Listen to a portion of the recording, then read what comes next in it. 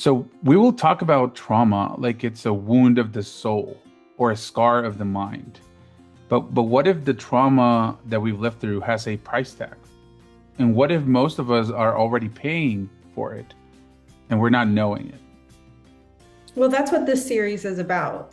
Over 3 episodes, we're going to track trauma from street level all the way down to cellular level. Today, we start where you can see it, the human cost. And it's a real problem. Over $458 billion are spent a year in this topic.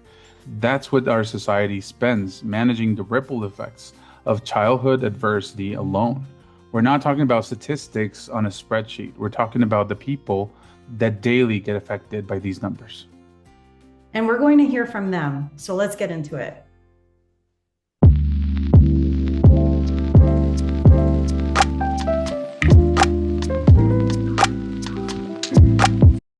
When we look at the human cost of trauma, we aren't just talking about tears. We're talking about a $14,000 hospital bill for a single mental crisis, a 15% pay cut over a decade from a workplace injury, $450,000 in wealth that survivors of childhood trauma never get to accumulate. Trauma is a thief. It doesn't just take your peace, it takes your future. And the science goes beyond metaphor. The body keeps the score financially, physically, and biologically. Today, we meet the people on the front lines of that fight. Isidro, you are a frontline advocate focused on breaking cultural stigmas, educating families, and shifting paradigms of mental health in Hispanic communities. In our community approach to trauma, there needs to be a cohesive approach to understanding that trauma is not a weakness. It is real, but most needed to be implemented, and the efforts that are allowing, particularly father figures, to feel that the problem relies on something beyond their self-worth. And so Hispanic fathers often carry that weight of being the pillar for their families and see depression as a personal failure. How can we meet men and fathers in that Hispanic and Latin communities to understand that mental health is a biological maintenance issue rather than a surrender of their strength? Yeah, I think it's gonna take community to really come together and give each other that space to be able to learn that and understand that.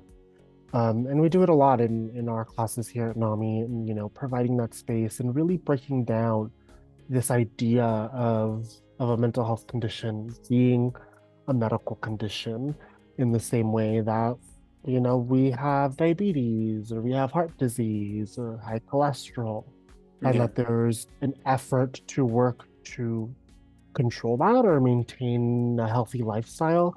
And so being able to come together one another to share that in terms of when it comes to mental health conditions. And it's going to take, people from this community, our Latino, community to come together and build these spaces to sort of eliminate that stigma and this misunderstanding of this idea that having a mental health condition makes you weak, and helping spread the word that actually getting help makes you pretty strong. And not only is that for you, but when our mental health is doing bad, it's impacting every part of our life. It's impacting us at work, it's impacting us at home, it's impacting relationships, and so taking a moment to remind one another, especially when it comes to father figures, reminding each other as fathers that it's okay to take a moment to evaluate, and if you're not doing okay, hey, finding community and supporting you through that, or finding someone, and it doesn't always have to be a counselor or a psychiatrist. If we're able to identify things earlier, and get the support we need earlier, the better that outcome is. Yeah. So it's going to take a lot of mix of things. But first we got to make sure we're educating and eliminating that stigma. How do you use the medical model, meaning like the biological medical model, explaining like brain chemistry, biology, to strip away that stigma and show that seeking help is actually a strategic move rather than a weakness? The biological model and combine it with the psychosocial. And so we're very much of the belief of biopsychosocial um, way of looking at things when it comes to mental health here at NAMI. And when we're talking about biology, I mean, we're talking, it unfortunately gets a little boring, right, when it comes to those part of our courses or that part of our work. But the reality is the brain is a very complex, organ, and there's so much going on. Um, and we use this idea of one of the ways we sort of provide this example is twins. Twins have pretty much the same, you know, biological makeup, but one of them may develop a mental health condition and the other Hmm. doesn't. And that's because there's so many things that impact that. So, it's not only the genetics, but also, our environment. And again, back to the earlier question, trauma we experience. Trauma may impact one twin differently than the other, and one is processing it differently than the other. One may have built a different community than the other. Um, and sort of this idea of sort of events that might like trigger that of what's going on in our genetics, and really talking about that it's not one person's fault. It's not parents' fault. It's not you know um, their fault that this happened. It's just happened again. Our brain is a very complex thing, and sometimes we'll develop a mental health condition. Sometimes someone doesn't. And so it's a lot to unpack. It gets very much into the weeds, into the science of it all. But I think understanding that and realizing that the brain is just like everything else in our body and it can get sick is an important way of eliminating that stigma and just really breaking it down on what mental health conditions really are. What language do you normally try to use? Because again, you're trying to implement something that was already implemented in you beforehand. So, what type of language do people or families use to invite a father to or man, father figure, into a conversation without, like, I mean, about their well-being, without it making them feel attacked? Yeah, I think we first unpack this idea that resiliency has to mean endure. And I think there's sometimes a little misunderstanding there. And I think when it comes to resilience, it's being able to kind of move forward and deal with stressful traumatic events that come to us. But what does dealing mean with it, and what does it Yeah. mean to actually, you know, why does heal have to have such a negative connotation? And why can't we as men take a moment to heal from the things we've been through? Um, and I think in terms of language, it's sort of just coming at it from that perspective, we've been talking about it, this sort of medical idea of look, very much nowadays, it's now more than ever after COVID. Someone has COVID, they stay home. That's sort of been ingrained into us since the pandemic, and or when we get the flu or when we get sick or things like that, because our bodies have no choice to slow down when it comes to that. But why do we push the limit when our minds aren't doing well? Yeah. And so it again, taking a big picture, and it's like, hey, well, if mind isn't feeling well, then clearly I need to take a moment to breathe, and that's okay. What hits me about that is that the biology becomes kind of a permission slip, if you will. If you can tell that a father and his brain is under an immeasurable amount of stress, it reframes the entire conversation. And it's not like it's a weakness, it's an actual physiological response. It is. Isidro and I weren't over those questions because there's a gap inside of the family and outside. And the paternal figure is fundamental. It is important to mention that what happens when the kids are already therapy literate and the father isn't. He might be willing, he doesn't know how to get there. That generational divide, it's a real gap that exists. I mean, how does NAMI, I mean, especially here in El Paso, help families bridge the gap between like younger, like therapy literate generations and hesitant fathers or father figures, ensuring that the father gains all those tools to support these kids rather than losing authority, or feeling that you're losing authority.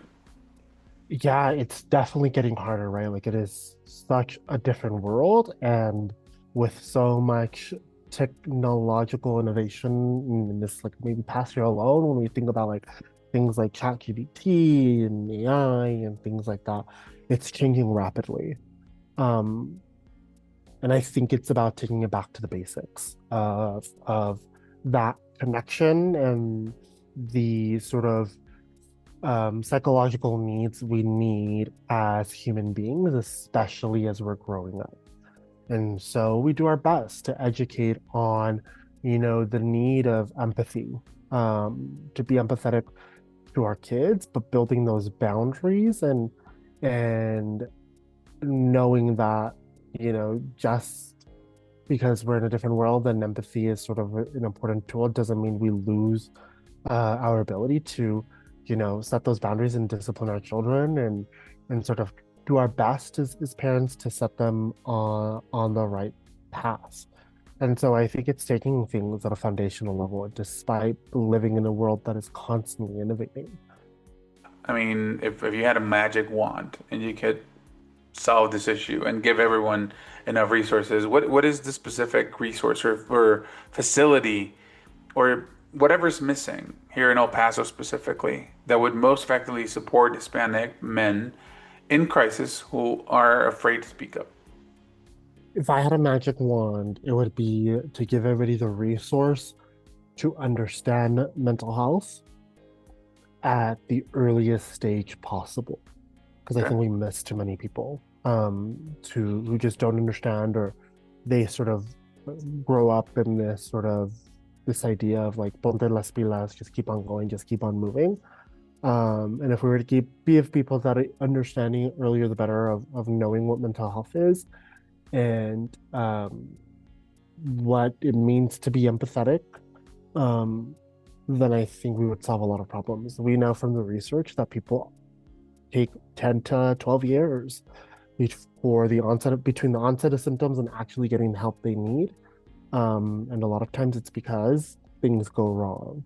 Yeah. Whether they go in crisis, they get in trouble with the law, they sort of get in trouble at work, at school, or things happen. And so giving people the resource and the education of mental health earlier. And hopefully that feeds into so many gaps and things that we need in the behavioral health system to sort of solve the issue. But I think at the core, that's a big part. I know obviously everything else it has to be a really big magic wand and a lot more wishes. um, but I think that's a big important part.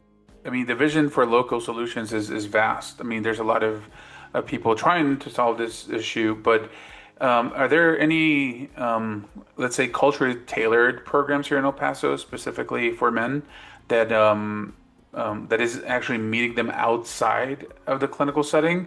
And if so, like, what do they look like? Yeah, there's one that comes to mind with our partners at the El Paso Center for Children. They have a father program, especially where they open the doors to fathers and where, fathers can come together, learn about resources, build community, and help each other on their journey of fatherhood. There's no guide that's going to cover everything that comes with being a dad. But if we're able to support one another and do that peer support, that's important. Here in NAMI El Paso, all of our programs are open to family members, to fathers, to come together and build community with one another, to build understanding around mental health, and get those strategies and those tools to support their kiddos, support their family members, whether it's our educational classes, our support groups that we have, and just general, your run-of-the-mill online resources and educational materials that happen. I think here at NAMI, our role and our goal is just that peer support. Being there and meeting people who have been through maybe something similar that you have, are kind of understanding of what you're going through, and using that to build each other up, because we can't do it alone, and we have to understand that there's other people who are probably going through or have gone through something similar. And with that, we kind of can build a stronger path forward. And I think that's super important. Here's the problem underneath everything Isidro just described. If trauma is a natural response designed to keep us safe, why does it feel like it's ruining our lives long after the danger that initiated the trauma is gone? The brain's alarm system, the amygdala, is very good at turning on, but it doesn't have an automatic off switch. Once the war or crisis is over, the alarm doesn't stop ringing. And that stuck on state is what drives everything we're seeing in this community. We'll go much deeper into that biology in episode 2. But right now, meet the person using physical fitness to manually reset that alarm. We were fortunate to talk to Marco Vallejo Jr. as the Executive Director for the CFC Foundation.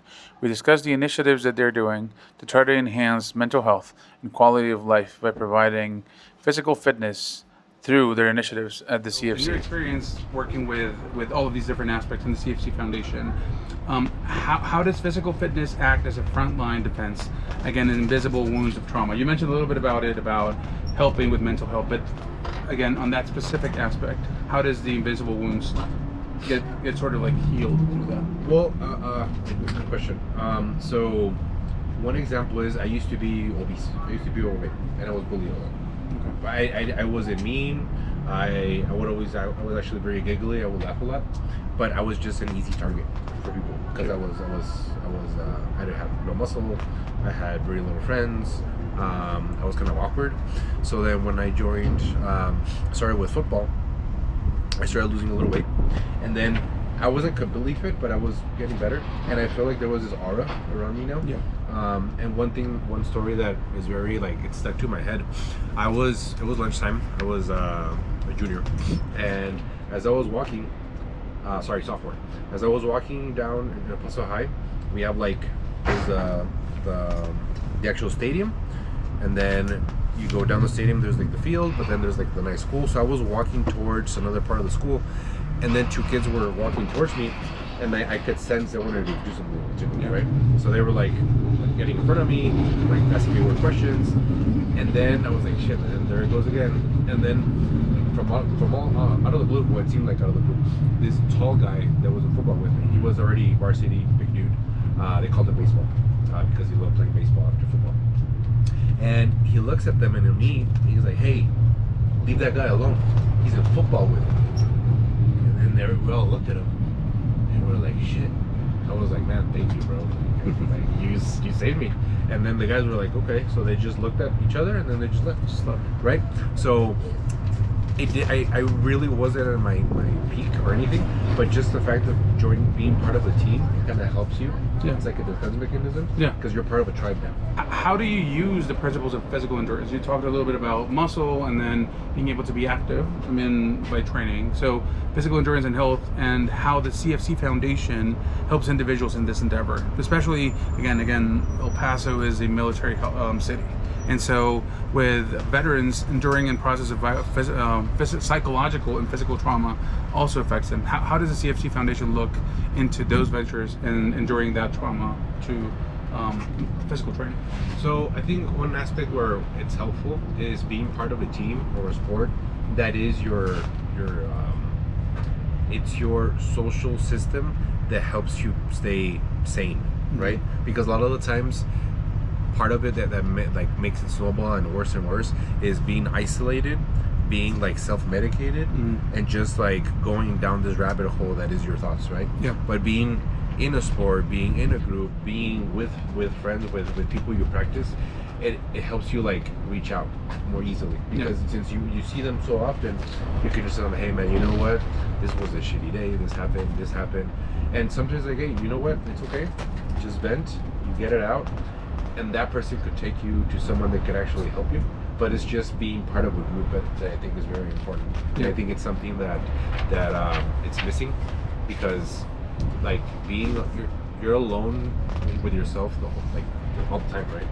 So sometimes you don't even have that counterpoint to help you, hey, you know what, man, this is probably not good, because you're just reiterating everything you already think. when sometimes you just need like just a voice that be like, no, you should think of it this way. So how does placing someone in a supportive, fitness-oriented community help break that isolation? You talked a little bit about that, but I think mostly we're interested in understanding how much of that can help people understand the need for this in the community. How does this break the narrative? Well, people think that I feel like sports is a luxury. You know, I feel like you oh, if you have time, like I see it with my friends. Because a lot of my friends are not as fit as they used to be in high school. Because high school you only did you did maybe part time, some work, and you were in sports, right? Yep. And now when you're an adult, it seems like that's only something you do when you have time. But I feel that that should never stop being a thing, because that's what actually helps you stay sane. So it's not a luxury, it's something you need to do. Mm-hmm. So this changes the narrative by putting that little nugget in kids and telling them, hey, this is important, not just when in your youth, but for the rest of your life. Yeah. Everybody in my circle, Roberto, they do sports.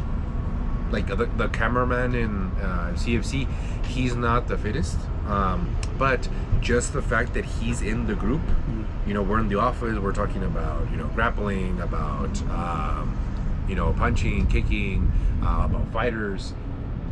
He eventually just started going to practice. Yeah. Right? Because he's just around it. So you are your surroundings. Yeah. So, right? So, by building this community, people can now understand that this is not a luxury. This is not something that's like secondary. This should be something that's primary in your life. Okay. Yeah. I think Marco is doing something simple and physical, and it's working. That matters. But there's an angle that I think to the story makes a lot of sense that almost never gets addressed when we talk about trauma, and that's money. Yeah, the numbers we've been citing, 458 billion, 450,000 in lost wealth. Those aren't just policy talking points. They describe real decisions that real people are making with untreated trauma every day. We have someone here who can break down exactly how this happens. All right. Welcome back, everyone, to the podcast. Today, I'm speaking with Diana Giselle Yanez, who is a certified financial planner, practitioner, helps highly sensitive people and socially conscious investors create a comprehensive financial plan that aligns with personal values with their money. Diana's mission is to ensure that clients' wealth supports both their long-term financial security and a positive social and environmental impact. Diana is also a money coach through All the Colors, where she empowers women of color, entrepreneurs to create clear and actionable financial goals. We will include her contact information as well as her services at the very end in the details of the episode. I do have to disclose for everyone listening, this podcast is for information on educational purposes only and does not constitute investment, legal, or tax advice. Listening does not create an advisory relationship, and nothing disclosed or discussed should be considered a recommendation to buy or sell any security or adopt any investment strategy.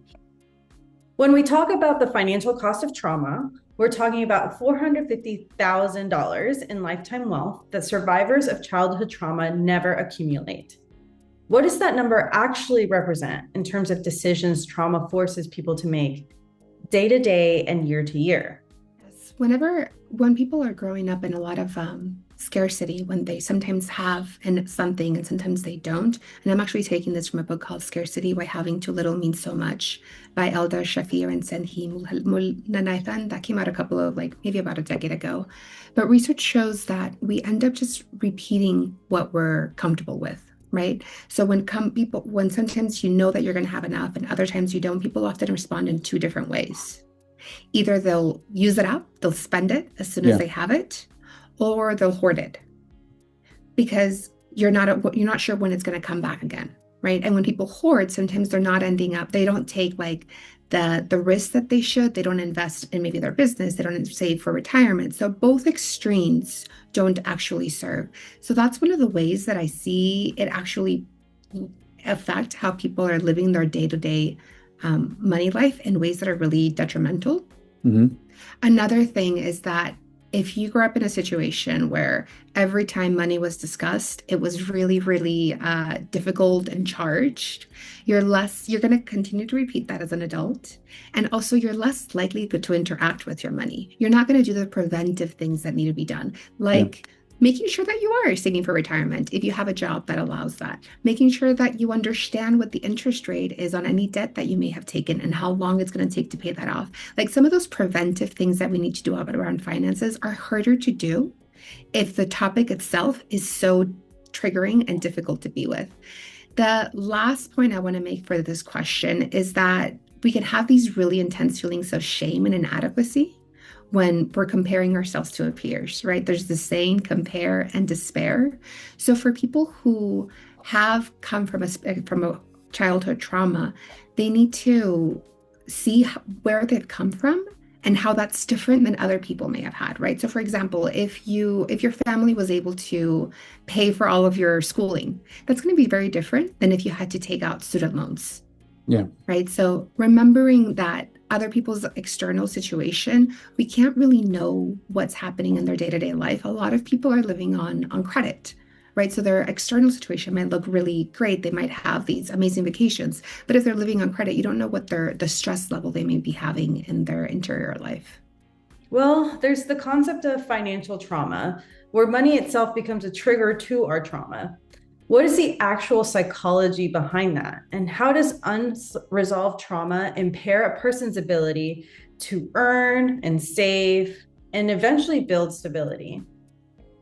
The thing about trauma is that it takes us back into a previous situation where we don't actually have the range of choices that we don't see the range of choices that we have.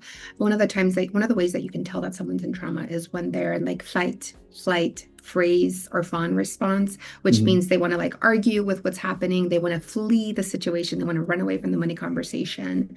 They are frozen, as in like they can't even, like the concepts aren't even sticking in their mind. They just feel like spaghetti, like it's actually not it's not clear. And the last one is fawning, is wanting to make someone else feel better so that you feel better. So often that can look like spending on others so that your financial insecurities feels like soothed. And I wanted to take a moment to define trauma, because if money decisions limit you to one of those 4 responses, you're going to repeat what's happened in the past, even if it doesn't work. Yeah. Right. So that's where the self-sabotage looks like. And I have a podcast called Highly Sensitive Money. And one of my previous guests, Dr. Shay Harris Peer, she is a psychologist who focuses on people who are moving up economically. And you would think that someone who is becoming more financially secure wouldn't need psychological help, but there is this culture clash, right? We talked about how, like, if you come from a background of intergenerational economic instability or struggle, coming into a place of security and safety might actually be triggering. Yeah. Right? You might end up self-sabotaging, and you might end up overspending, or you may end up underspending, pretending that you don't have the income or the wealth that you have. Maybe you're going to have resentment because you have to take care of your family, or maybe you're going to take care of your family and forget to take care of yourself. There's these like extremes that she talks about happening. And her practice is focused on wealth integration. So bringing in the things from your heritage culture, whatever that might have been. For myself, my parents immigrated from Mexico, right? So bringing in that love that I have for taking care of my community, while also acknowledging that in the US, retirement is really expensive. I also need to take care of that. Whereas for my parents and my grandparents and great grandparents, we didn't have to plan out for retirement because the family was able to care for it. Right. So bringing in that heritage culture while like seeing where it is that I'm rooted now and combining both of those things. Yeah. And one of the questions she asked is like, when you look back at where you come from, what do you want to keep? What needs to change? And who do you want to be in this new phase of life? That way you don't end up repeating self-sabotaging behaviors, whatever that may look like in your life. And I want to reiterate something that I have to say for disclosure as an investment advisor, but all investments involve risk, and decisions should be made based on individual circumstances, ideally in consultation with a financial professional. So if you're deciding to start the investment journey, yes, read the books, but also reach out. Everyone's like, there's a lot of different resources where people will give you their advice or their input at different rates. So myself, I work both as a money coach at All the Colors. I focus with women, but I do work across with anyone who wants to work with me. And at Natural Investments, we focus on fossil fuel free. So nothing with that has to do with oil production, and also social care, right? So those are the types of investments that we provide.